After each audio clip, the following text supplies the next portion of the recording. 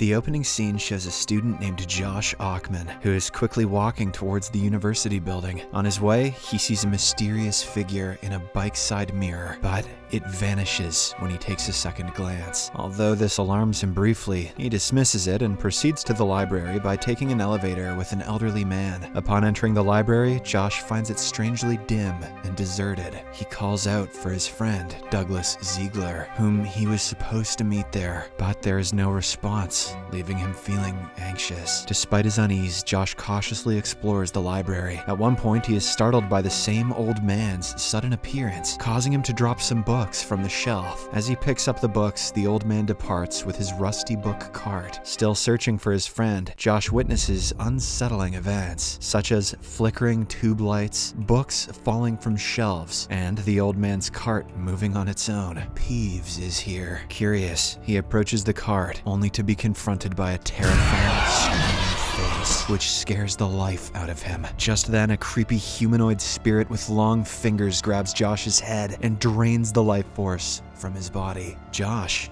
is fucking dead. In the next scene, we are introduced to 4 university friends named Isabel, Stone, Tim, and Maddie, who are having a few drinks in a packed bar. Everyone seems to be enjoying the moment, except for Maddie, who is concerned about her computer geek boyfriend Josh, because he has been away for a week. Sensing her worry, Isabel suggests moving on from Josh, considering the time they spent apart outweighs their time together. Afterwards, Tim, who harbors feelings for Maddie, offers to walk her home, but she kindly declines, as she considers him only a friend. Upon arriving back at her apartment, Maddie listens to a couple of her voicemails, one from her mother, and surprisingly, the other from Josh. However, the second message is empty, with Josh merely calling her name and hanging up. Concerned, Maddie tries calling him back, but he still does not answer the phone. That night, Maddie is unable to sleep, so she checks on her roommate Isabel, only to discover that she is not home. It turns out that she is sleeping with a random guy at his place. As a result, Maddie texts Isabel, asking her to come back home. The following day, after attending college classes, Maddie decides to visit Josh's apartment to check on him. Once there, she knocks on the door, but receives no response from inside. Eventually, she finds a spare key above the door, enabling her to get in. As soon as she enters, she discovers the apartment in complete disarray, with the computer code running. After a while, Josh walks out, but he appears to be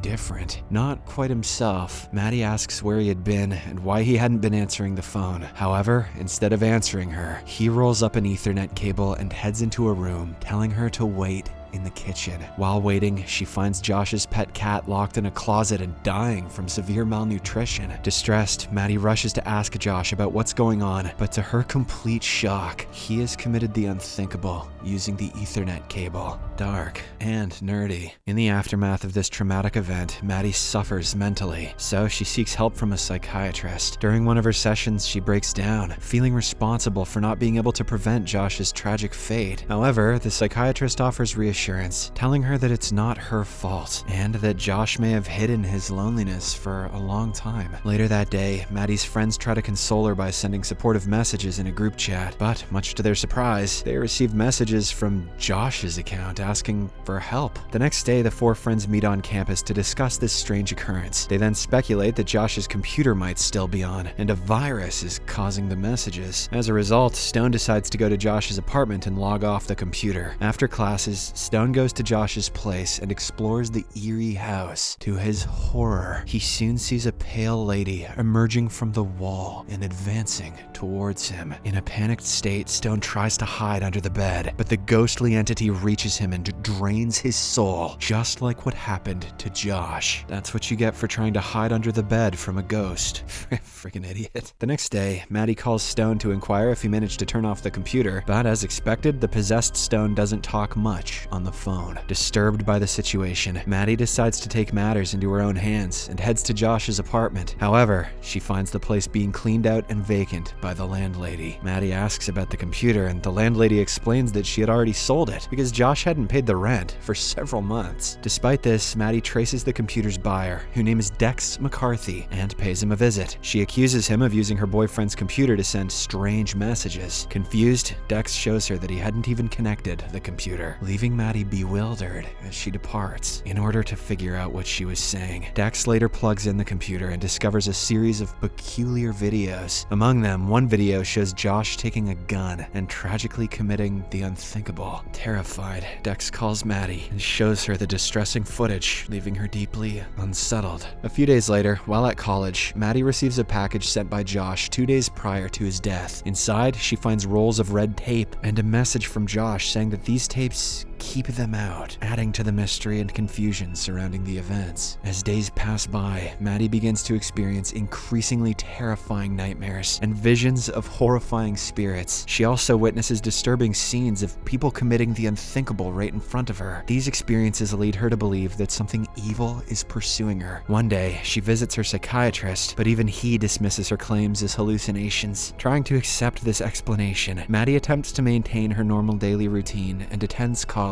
However, she notices an unusual trend. The university is gradually becoming emptier as students stop showing up. One day, while in the restroom, Maddie hears strange noises, so she goes to investigate. Suddenly, she catches a glimpse of someone peering through one of the bathroom doors, which frightens her, and she flees in panic. In the next scene, Tim decides to visit Stone, as he has been unresponsive to phone calls for several days. Upon entering his apartment, Tim finds him in a distressed state, tearfully saying, "I don't want to die." But before Tim can react, Stone is mysteriously pulled in and engulfed by the wall, leaving only a dark trace behind. This terrifies Tim, so he rushes back to his own place and frantically covers the doors and windows using red tape. After covering everything, he looks through the door's peephole, and at the same time, a humanoid figure with a large mouth suddenly attacks him. That red tape didn't do shit. On the same night, Maddie's computer turns on by itself and starts playing some strange videos. Scared, she disconnects all the computer wires, but still the printer begins printing some images. Upon assembling all of the printed pieces, she sees a blurry face. Panicked, she goes to Dex's place to share her findings. In response, he shows her video messages that Josh had sent to Douglas. They also uncover that Josh had hacked into Douglas's computer system and unintentionally unleashed a virus that opened a portal connecting the realms of the living and the dead. This is what happens when you download Prawn from LimeWire. It is also revealed that Josh had coded a counter program in order to solve this, and even intended to meet Douglas at the library, but he was captured by the entity before doing anything. Before long, Dex finds Josh's counter program inside the PC case, cleverly hidden with red tape. Meanwhile, Isabel prepares to do her laundry when suddenly the lights start flickering. Soon, the washing machine's door mysteriously opens and the clothes inside it tumble out. As she walks closer to investigate, and quite possibly to get stuck in there, she is horrified by the appearance of a spider-like creature that emerges and drains the soul from her body. Later that night, Maddie returns home only to find her roommate Isabel infected by the evil entity. She quickly tries to call for help but receives no response from 911. Just then, Isabel disintegrates into ash particles after warning Maddie that the entity will soon come for her as well. Frightened and desperate, Maddie contacts Dex, who promptly arrives to pick her up. Dex claims to have discovered Douglas's location, and together they head towards his place. Along the way, they witness the city in a state of apocalyptic chaos, with wrecked vehicles and terror prevailing everywhere. They also come across a family who advises them to seek refuge in an area with less technology, as the monsters are apparently emerging from computer systems. Nevertheless, Maddie and Dex are determined to shut down the entire system and put an end to the mayhem. Upon reaching Douglas's place, they find his room covered entirely in red tape. Moments later, Douglas comes out from a closet and quickly seals the door with more red tape, fearing that the spirits might enter. The duo then demands to know what's going on, and Douglas reveals how everything began. He explains that Josh and his involvement in a telecom project, during which they found frequencies that no one knew existed. They opened those frequencies and unintentionally allowed the spirits from another dimension to enter the world of the living. In addition, Douglas discloses that these spirits take away one's will to live, forcing people to kill themselves. After learning all of this, Maddie and Dex realize that in order to put a stop to all of this, they must install Josh's counter program in the server computer, which is located in the university building's basement. With this information in hand, Dex and Maddie make their way to the server room. However, upon arriving at the university, they are threatened by a menacing horde of creepy cyber entities. As they make their way to the basement through the halls, the spirits continue to follow them. Due to this, Dex holds on to the door, urging Maddie to enter the elevator. As she steps in, Dex tries to catch up, but two identical spirits block his path, forcing Maddie to proceed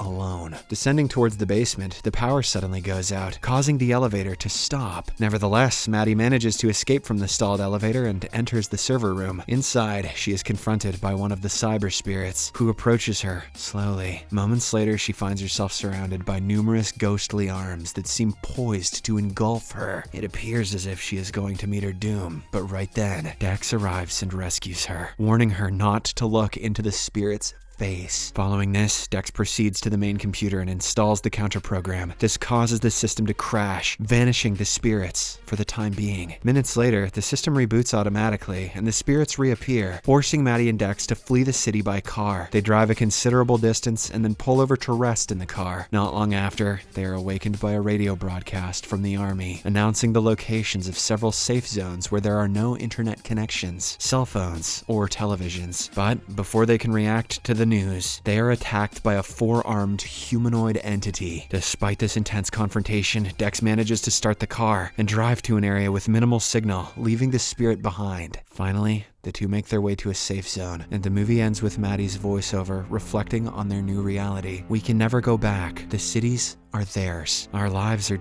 different now. What was meant to connect us to one another instead connected us to unimaginable forces. The world we once knew is gone, but the will to live never dies. Not just for us, and not for them. This movie won 7 Oscars. Subscribe for more videos like this, turn on notifications, and leave a like to help the channel out. Thank you for watching.